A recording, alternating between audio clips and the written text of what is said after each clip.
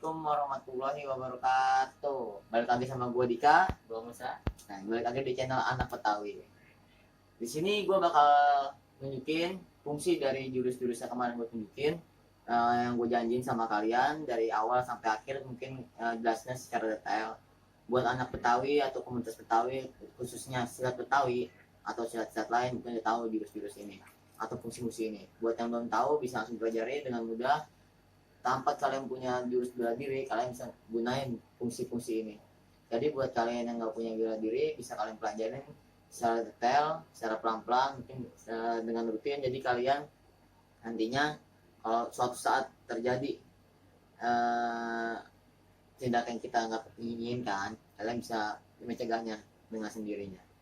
Mungkin langsung aja kita ke video fungsi-fungsinya, langsung aja kita tunjukin satu persatu cara menggunakannya dan cara menangkisnya. Yuk lanjut aja.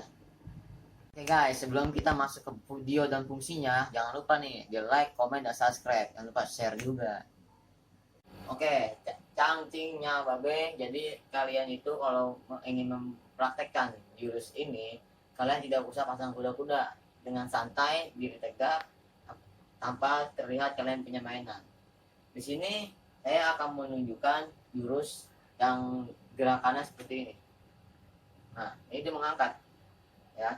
Ketika dipraktekkan seperti ini, pukul. Nah, untuk kita biasa aja, dan badan kita agak berubah. Badan dia antara kita dan dia miring bentuknya. Ketika dia menyerang atau menendang, datang ke sini, datang ke sini. Nah, kelaminnya dia. Nah, seperti itu. Jadi kalau dilambatin, pukul pelan-pelan. Nah, ini pegang di telapaknya, pegang di sini. Dia ketika dia nendang, hantam dikit. Oh, pakai sini kita, tulang kering kita. Baru kita hantam ke sini. Tuh, ya. Kalau lebih cepat lagi seperti ini. Set. Nah, ini langsung. Ya, ini langsung. Ya kan? Ketika langsung, dia otomatis nggak bakal bisa menendang. Yang ada dia begini duluan.